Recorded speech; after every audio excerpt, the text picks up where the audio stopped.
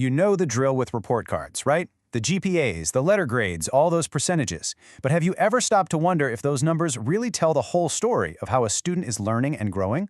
Well, today we're going to look beyond the scores to figure out what really measures student success. So let's just ask it straight up. Is getting an A the whole story? We all kind of know the answer is no, right? I mean, a student could ace every single multiple choice test, but totally freeze up when they have to work on a team project. Or you might have a brilliant, creative problem solver who just isn't great at taking tests. That single letter grade, it's just one tiny piece of a much, much bigger puzzle. Okay, so if grades aren't giving us the full picture, what's the alternative? Well, the answer lies in something called academic performance indicators, or APIs for short. Think of this as the toolkit that helps educators see that bigger picture, moving way beyond just exam results to see what's really going on in the learning process. So what exactly are these APIs? At their core, they're simply measurable factors used to track achievement. But here's the key part. They're designed not just to see if you memorize something, but to actually quantify learning, to track skill development, and to see genuine growth over time.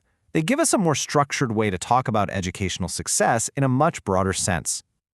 Now, to really understand a student's journey, you've got to look at success from two very different angles. It's not just about the stuff we can easily count. It's also about the skills we can observe. And real understanding, well, that happens right where these two sides of success meet. So this basically breaks down into two main categories. On one side, you have the quantitative. These are the hard numbers. We're talking test scores, attendance records, project completion rates. They're objective, they're easy to compare, very straightforward.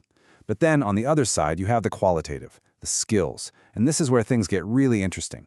We're talking about things like critical thinking, communication, and creativity. Yeah, they're more subjective, but they give you that rich, holistic view of what a student can actually do. All right, let's make this more concrete. Under the quantitative column, you see all the familiar stuff, GPA, test scores, easy to pop into a spreadsheet. But look over at the qualitative column, class participation, problem solving, creativity. How in the world do you measure those? It's definitely trickier, right?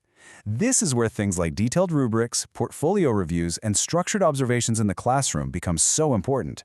They give a consistent way to assess these skills. Because if you ignore them, you might know what a student has memorized, but you have no idea if they can actually apply it. You really need both for the complete picture. So why go through all this trouble? Well, because using a broad, balanced set of these indicators creates this powerful ripple effect. It impacts everyone, from the student trying to improve, to the teacher trying to get better at their job, to the school administrator planning for the future. What you get is this really powerful feedback loop. For a student, understanding these broader indicators helps build self-awareness and lets them set more meaningful goals than just get a better grade. For a teacher, this data is pure gold. It helps them spot learning gaps early and tweak their methods to help every student. And for the whole school, it means smarter, data-driven decisions about curriculum and resources, creating this amazing cycle of constant improvement. Now look, this isn't some kind of magic bullet. Measuring human growth is, complicated, and trying to put it into a system brings up some very real challenges. The goal isn't to create a perfect, flawless system. It's about finding a thoughtful and balanced approach. And this quote from Jared Kaneze, who wrote our source material, really just hits the nail on the head. If you rely too much on just the numbers, the stuff that's easy to count, you can end up with this dangerously narrow focus on just memorizing facts. You risk completely ignoring and even devaluing the very skills like collaboration and adaptability that are so critical in the real world.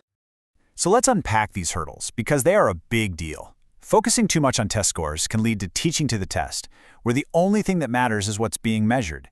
That directly pushes out essential skills like creativity. Then you've got data integrity. How do you make sure that strong participation from one teacher means the same thing as it does from another?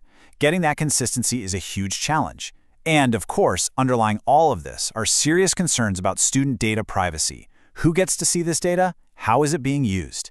These are tough questions, and there are no easy answers. So, given all those challenges, how do we use these tools in a way that's both effective and, ethical? Let's dive into some best practices for building a smarter way to look at student assessment. A smarter approach, more than anything, is a balanced one. It mixing that hard quantitative data with those rich qualitative insights to see the whole person.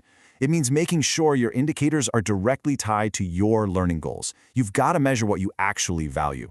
But here's what I think is a total game changer. involving students in their own evaluation. When students help set their own goals or assess themselves with a rubric, it taps into this powerful psychology of ownership.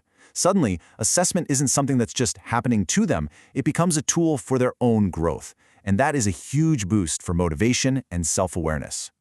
And that brings us to a final thought, a question I want to leave with you. If you had the power to completely reinvent the report card, to make it truly reflect what it means to be a successful learner today, what would you include and what would you get rid of?